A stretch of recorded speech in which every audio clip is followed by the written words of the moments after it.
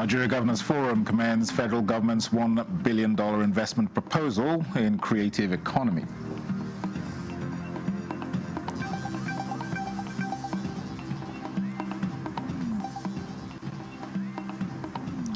Quest for improved export activities. Nigeria partners Center for the Promotion of Imports from Developing Countries.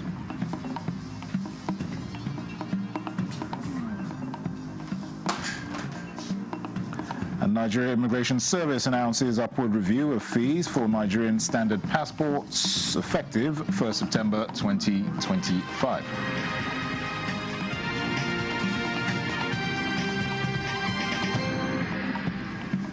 Hello and welcome to the news desk at 3 on NTA News 24. We're live in Abuja.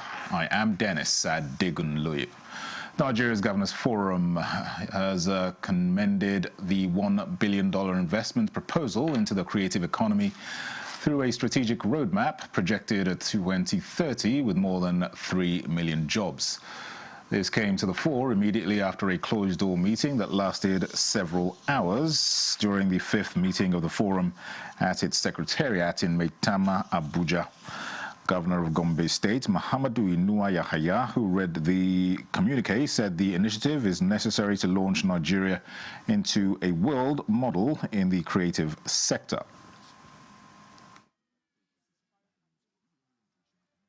Key initiatives include $200 million Creative Economy Development Fund, the $1 billion Creative and Tourism Infrastructure Corporation, and projects such as the Lagos Arena, Abuja Creative City, and renewed Hope Cultural Villages.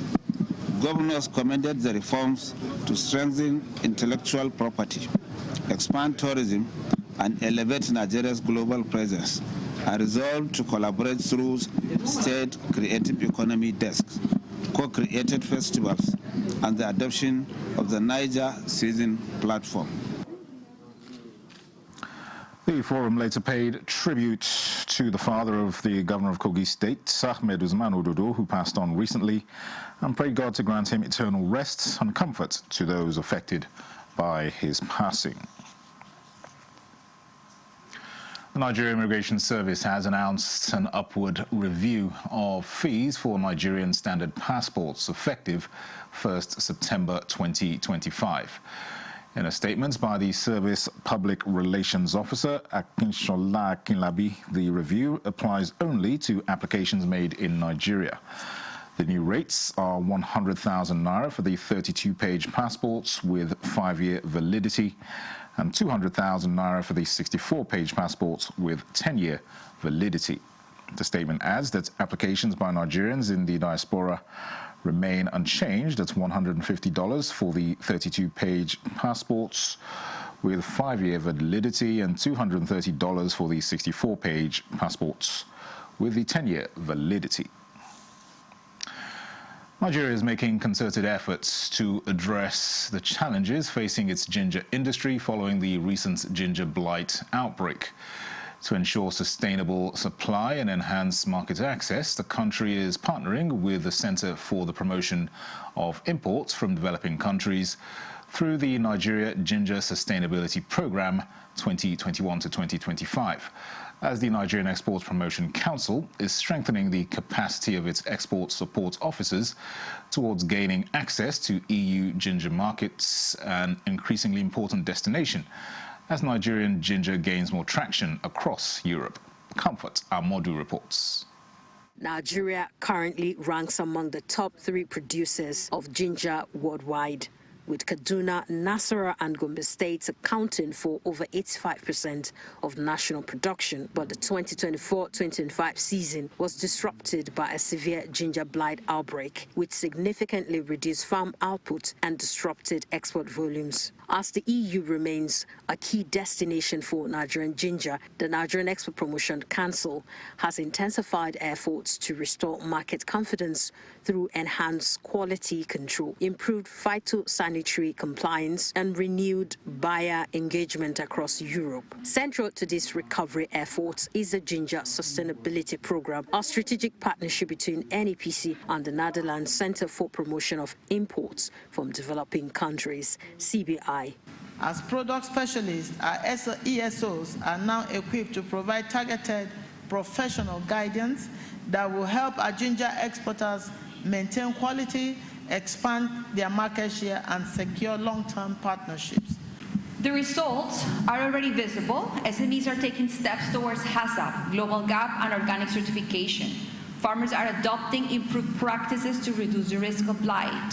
Nigerian ginger is regaining visibility in the European market, and NEPC, through its ESOs, is now positioned as a credible institutional partner to exporters. In a major capacity building milestone, NEPC has graduated 7 export support officers, ESOs, as part of the program. These officers, trained over 3 years, are now designated as product specialists in ginger, equipped to provide expert technical guidance, export advisory services, and company support. These interventions have already begun yielding results, with several companies securing new export contracts and increased visibility for Nigerian ginger in premium markets. In Abuja, Comfort Amodu, NTA News.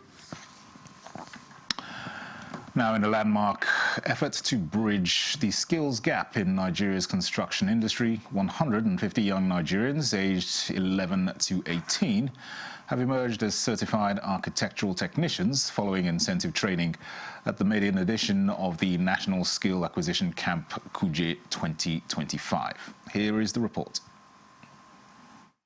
This milestone follows their successful completion of a specialized training program at the maiden edition of a skilled acquisition camp organized by the Architects Registration Council of Nigeria, ARCON, in collaboration with the Federal Ministry of Housing and Urban Development.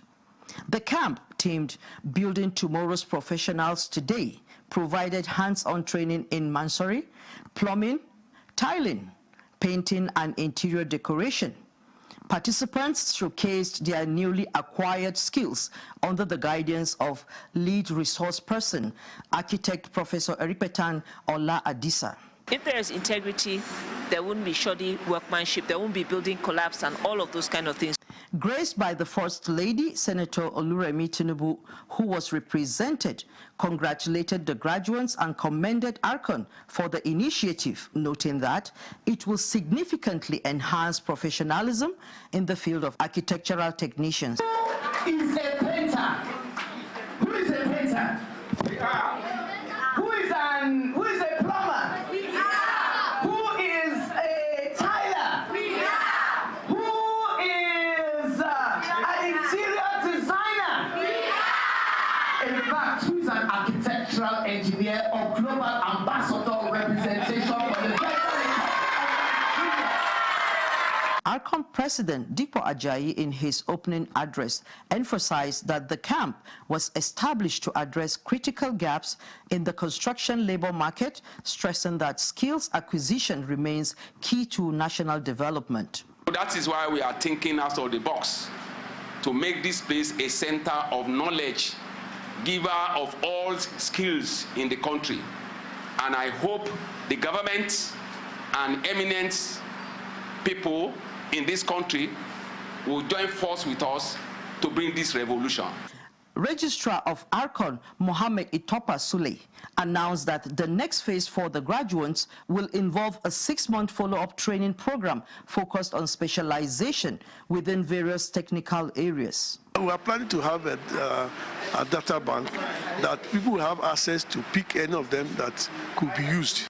Chairman of ARCON's Practice Committee, architect Aliyu Muhammad Saifuddin, also spoke on the importance of regulating architectural practice to maintain standards and ensure safety. Creating awareness, on buildings, and that you must get people who are skilled, you understand, to do your jobs. We have to stop this importation of skills that we can do in our own country.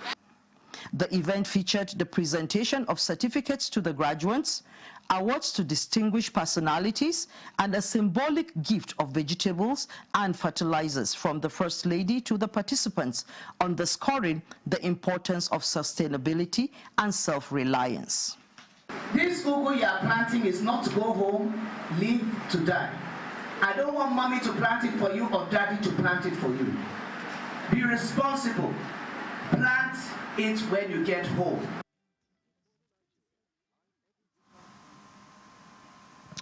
A bit on health now. The Nigeria Center for Disease Control and Prevention, NCDC, has reported a drop in new Lassa fever cases across the country, even as overall figures continue to climb.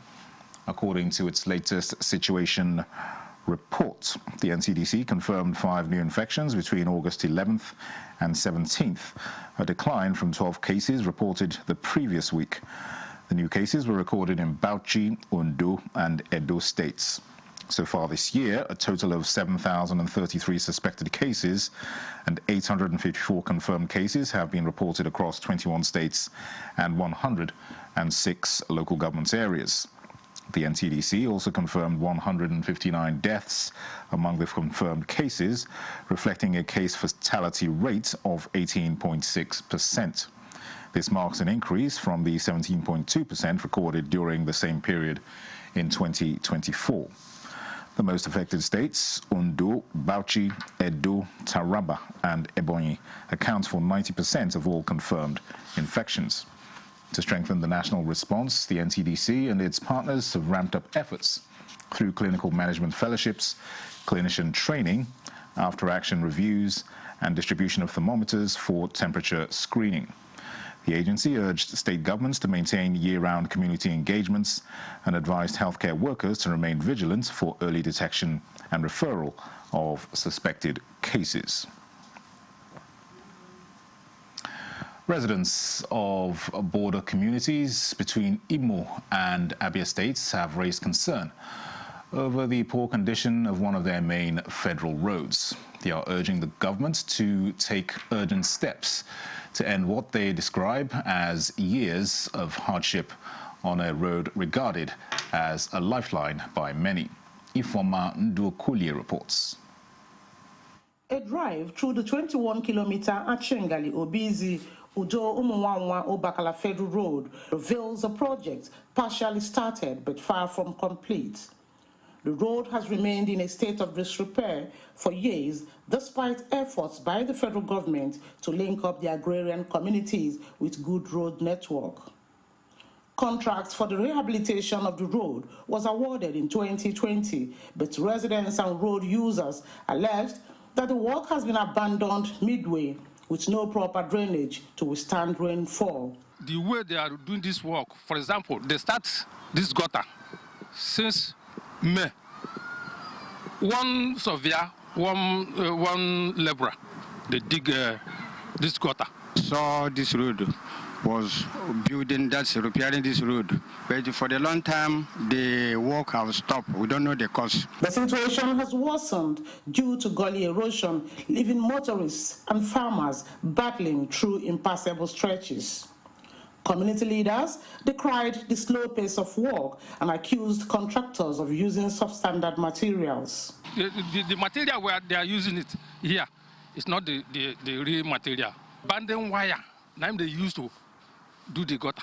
Appealed to the relevant authorities to ensure proper monitoring and supervision of the contractors' activities, stressing that the ongoing dry season presents the best opportunity to complete the project. When the rainy season started, we cannot pass here, so the road is disturbing us muchly. The abundance of the road is affecting our business. It cannot allow.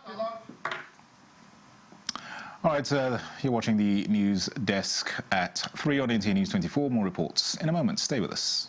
Every component is crafted with care, and each design is meticulously tested. From concept to creation, our engineers push the boundaries of technology, seamlessly blending performance and sustainability with a deep commitment to African ingenuity. Introducing the CNG Boss, a remarkable achievement in engineering designed to operate on compressed natural gas, a cleaner and more sustainable fuel alternative. At Innocent Vehicles, we proudly lead the way in creating greener mobility across Africa. And it doesn't stop there. From SUVs to sedans, spacious buses to electric cars, Innocent offers a wide range of models designed to meet every need. Innocent Vehicle, the pride of African roads.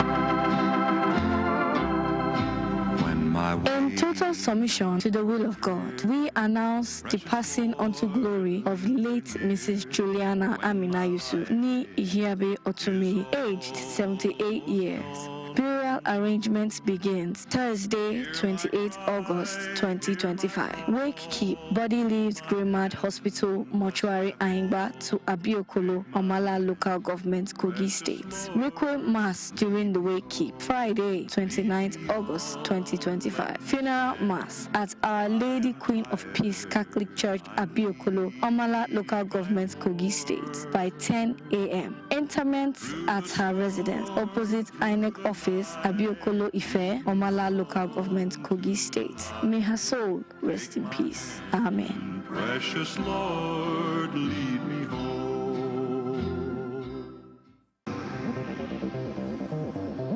This is NTA News 24. Welcome back. A professor of process systems engineering, Mohamed Awaldu Usman, wants the United Nations Climate Change Commission to review its climate mitigation framework in a way that recognizes carbon as a pivotal resource. This was at the 441st inaugural lecture series in the 2024-2025 academic session of the University of Lagos. Tokbe Alabi reports.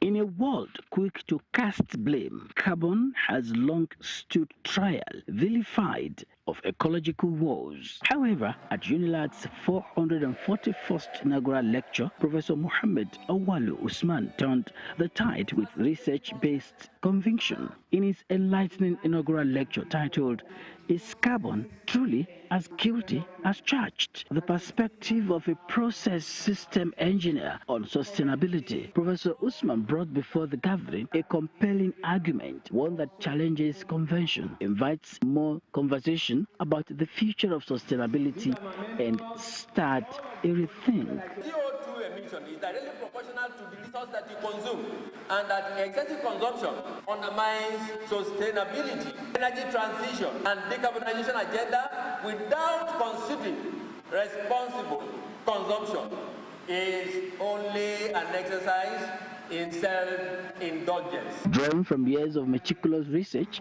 Professor Usman shared insights from 5 major studies, each one a testimony to what is possible when engineering meets foresight. He made a strong case for context by placing the spotlight on the inefficient human systems.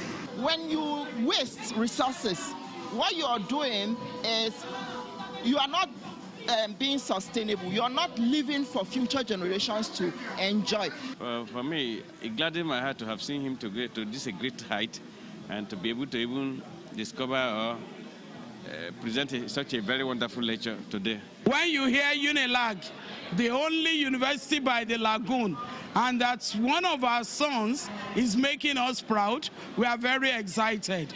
And we are now hoping in the department that God will continue to elevate him and he will still continue to be a true ambassador. Professor Usman's daring verdict was to exonerate carbon as not being the culprit the world has masked it to be, as he instead held up a mirror to human excesses, greed, and careless march towards unsustainability. Tokbe Alabi, NTA News. The Federal Road Safety Corps and the National Association of Nigerian Students are working towards introducing road safety studies in tertiary schools as one of the compulsory general studies in order to inculcate proper orientation and awareness of road safety among Nigerian students. This was one of the decisions made when the leadership of NANS paid a courtesy visit to the leadership of the FRSC in Abuja. Oyemi Ajayi has details. Where the people will slow down. It began in a tense atmosphere. A face-to-face between the leadership of the National Association of Nigerian Students and the management of the Federal Road Safety Corps. The students' concern was the deadly crashes on Auchi Road, often involving heavy-duty trucks, claiming the lives of their members and leaving many others injured. And so, they have mind-boggling questions to ask, with the FRSC having answers to provide. We need multi-pronged and multi-sectoral collaboration to address it. And we can address it with the students, with NAMS. If you go to motor park, you see FRSC. Garages, you see FRSC. We have now introduced the town hall. We arrange town hall meeting because we felt that if you arrange town hall, you meet almost everyone. Right. So it will be better. And we have road safety clubs in schools. But as the session wore on, tempers cooled. Explanations and reassurances from the Corps gave way for applause, with NANS commending steps already taken and pledging to partner in the fight against avoidable road deaths. We are made to understand that there is a serious effort ongoing by the Federal Road Safety Corps to ensure that they reduce and bring to the barest minimum incidents on the highway, particularly as regards the truck drivers. From the meeting, we have been able to understand the effort of the road safety to ensure that they inspect and reinvestigate the licensing of the truck drivers, both of the Dangote, Bua, and other fleet operators in the country. And equally, we have been able to establish the necessity to improve the process that leading to issuance of license, even for other commercial drivers and private drivers in the country. The meeting ended on a practical note. Students agreed to serve as road safety spies to monitor officers' conduct, while both sides pushed for more sensitization and synergy. The Corps also reviewed new plans, ranging from contact lens technology for driver's license processing to introducing road safety studies in tertiary institutions as part of general studies. Oyeyemi Ajayi, NTA News.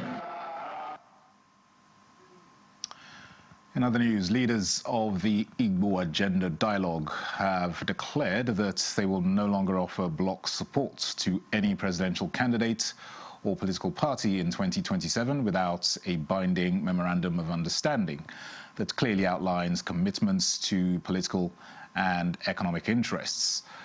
The resolution was reached at the inaugural meeting of the Igbo Agenda Dialogue, convened by Pioneer National Chairman of the All Progressives Grand Alliance, Chief Chekwaso Kuri, at a media briefing in Abuja.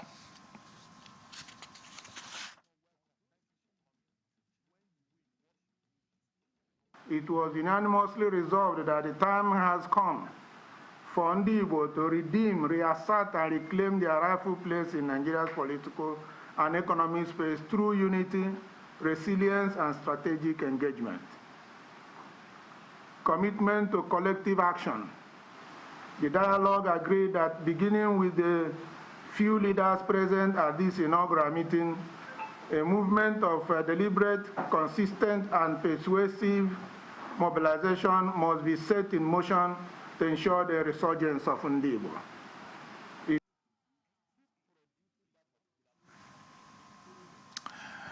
Talking security now, Nigeria is closing the loop in its cyberspace with the inauguration of a forum by the National Cyber Security Center under the Office of the National Security Advisor, charged with equipping industry players with protecting Nigeria's critical national information infrastructure. Defense correspondent Najatu Tijani reports. Nigeria's cyber threat landscape, a report presented in 2022, shows trends in the country's cyberspace. Phishing attacks on SMEs increased by 87%, while 71% of Nigerian firms were hit with ransomware in 2021. All this is now changing with the official inauguration of a forum charged with protecting Nigeria's critical national information infrastructure under the Office of the National Security Advisor. This journey of protecting our critical national information infrastructure has been long. It has been deliberate and strategic.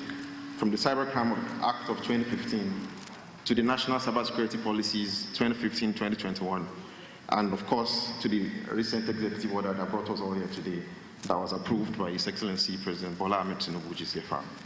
This progress is a testament to the visionary leadership of the President, the unwavering dedication of the NSA, and our collective commitment to building a secure and resilient cyberspace.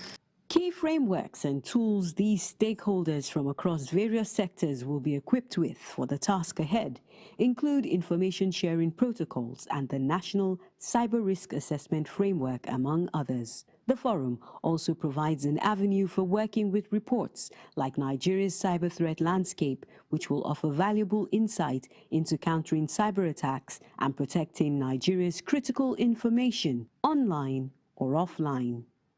Naja'atu Tijani, NTA News. And that concludes the news desk at 3 on NTA News 24. Thanks for watching. I am Dennis Adigunlu.